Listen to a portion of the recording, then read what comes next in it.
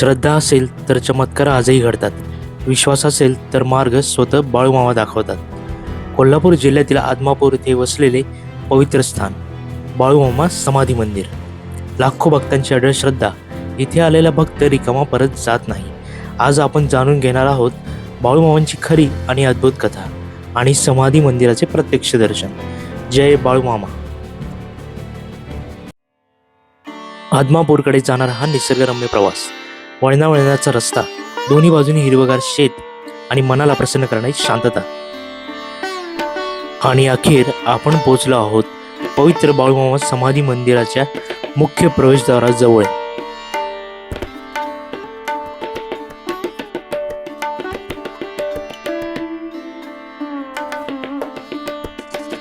मंदिरात प्रवेश करताच सर्वप्रथम जाणवते ती भक्तीची ऊर्जा.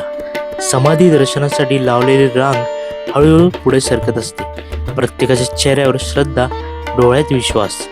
जसे जशी रांग पुढे जाते तसतसं मंदिराच्या मोकळ्या आवारातील पवित्र वातावरण अधिकच जाणवू लागतं.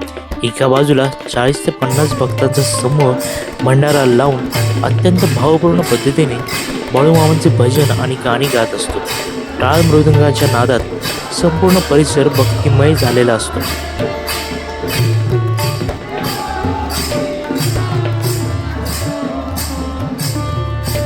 त्या गजरात मन आपोआप हरवून जातं. रांग पुढे सरकत राहते आणि सर्वप्रथम दर्शन होतं मंदिरातील दत्त मंदिराचं. बाळूमामा समाधी मंदिरच्या परिसरात असलेले हे दत्त मंदिर. भक्त इथे नम्रतेने नतमस्तक होतात. कपाळावर भंडाऱ्याचा टिळा लावला जातो आणि मनोभावे दर्शन घेतलं जातं. आता रांग अजून पुढे सरकते. हृदयाची धडधड थोडी वाढते आणि क्षण येतो बाळूमामांच्या पवित्र समाधी दर्शनाचा. त्या समाधीसमोर उभं राहताच मनात एक वेगळी शांतता आणि समाधानाची भावना निर्माण होते. जणू काही सर्व चिंता तिथेच संपून जातात. खरंच हा अनुभव शब्दात सांगणं कठीण आहे. तो फक्त अनुभवता येतो.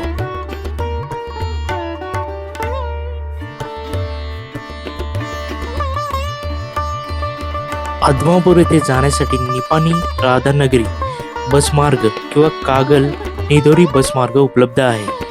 कोल्हापूर पासून आदमापूरचे अंतर साधारण 42 किलोमीटर आहे.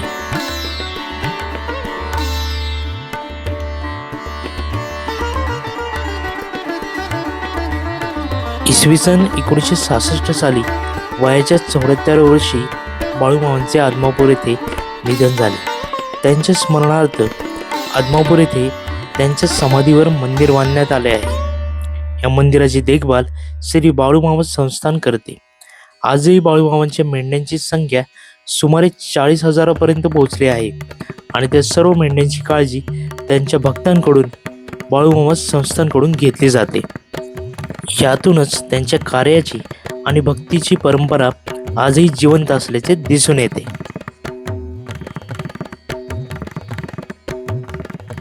संत बाळूमामा तेव्हाच्या मुंबई राज्यात व सध्या कर्नाटक राज्यातील असलेल्या बेळगाव जिल्ह्यातील चिक्कोडी तालुक्यात अक्कोळ येथे या गावी बाळूमामांचा जन्म झाला. या गावातील श्री मायप्पा अरभावे व त्यांच्या पत्नी सत्यवा या सात्विक धनगर जोडप्याच्या पोटी बाळूमामांचा जन्म झाला. हा दिवस सोमवार अश्विनी शुद्ध द्वादशी 1814 म्हणजे 3 ऑक्टोबर 1892 हा होता. कीर्ती किंवा प्रसिद्धीसाठी त्यांना हा अपेक्षा नव्हती.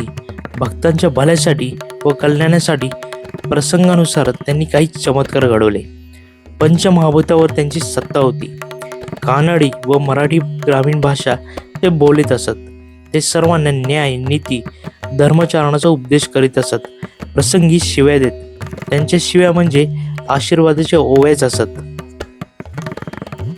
लहानांपासून थोरांपर्यंत, गरिबांपासून श्रीमंतांपर्यंत, अडाण्यांपासून विद्वानांपर्यंत सर्व थरांतील स्त्री पुरुष त्यांचे भक्त होते व आहेत. शर्ट, धोतर, फेटा, कांबळा, कोल्हापुरी चप्पल हा त्यांचा पेहराव. भाजी भाकरीचा साधा आहार त्यांना आवडे. ऊन, वारा, पाऊस किंवा थंडी असो, बकऱ्यांसमवेत शिवारातच त्यांचा मुक्काम असे. गोरगरिबांना अन्नदान व्हावे, ते भक्ती मार्गाला लागावेत म्हणून त्यांनी 1932 सालापासून भंडारा उत्सव चालू केला. संत बाळूमामांनी अधूनमधून कितीतरी चमत्कार करावे लागले. कोणत्या ना कोणत्या कारणांमुळे चमत्कार केल्या वाचून जगात कोणालाही प्रतिष्ठा किंवा महत्त्व प्राप्त होत नसे. पण बाळूमामांनी हे चमत्कार प्रतिष्ठेसाठी किंवा प्रसिद्धीसाठी केले नसून प्रसंगवशात केलेले आढळतात. मामांच्या सहवासात प्राणी जनावरे अवगुण टाकून सद्गुणी होतात हे विशेष होय.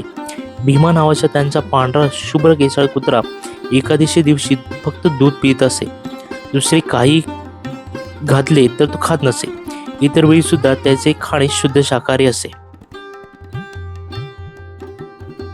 मंदिराच्या आवारात एक जुने शांत झाड उभे आहे आणि त्या झाडाखाली बांधलेले एक छोटंसं गोल घुमट भक्तांचं खास श्रद्धास्थान बनलं आहे.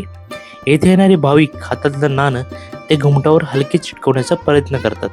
अशी श्रद्धा आहे की ज्याचं नाणं घुमटाला चिकटतं त्याची मनोकामना पूर्ण होते आणि जर नाणं चिकटलं नाही तर ती रक्कम खाली ठेवलेल्या दानपेटीत जमा होते.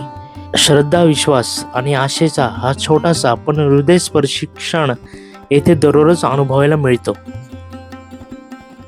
वयाच्या 74व्या वर्षी मामा सगुण रूप अदृश्य झाले.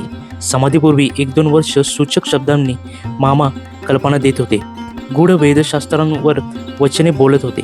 तथापि बहुतेक सर्वांना स्पष्ट बोध अखेरपर्यंत होऊ दिला नाही. अनेक भक्तांना स्वप्नात तशाच प्रकारच्या सूचना त्यांनी दिलेल्या होत्या.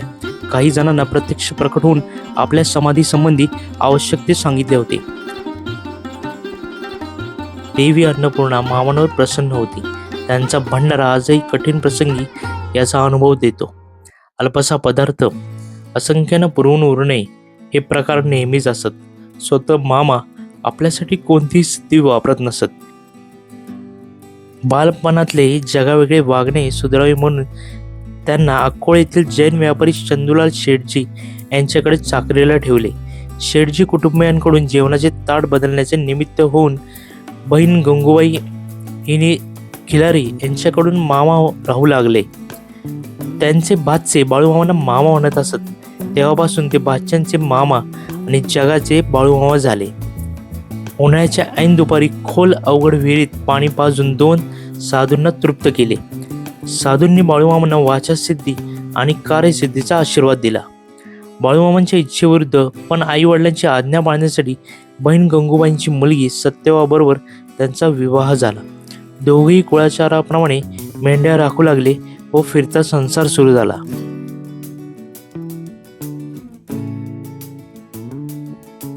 अशा या पवित्र आत्मापूर नगरीत आजही श्रद्धा आणि सेवाभाव तितक्याच पद्धतीने जिवंत आहे. बाळूमामांच्या चरणी येणारा प्रत्येक भक्त येथून मनशांती आणि नव्या आशेने परत जातो. एकदा तरी या समाधीचे दर्शन घ्या आणि मनापासून एकच जयघोष करा, बाळूमामांच्या नावाने चांग भलं. व्हिडिओ आवडल्यास चॅनलला लाईक आणि सबस्क्राईब करायला विसरू नका. जय बाळूमामा.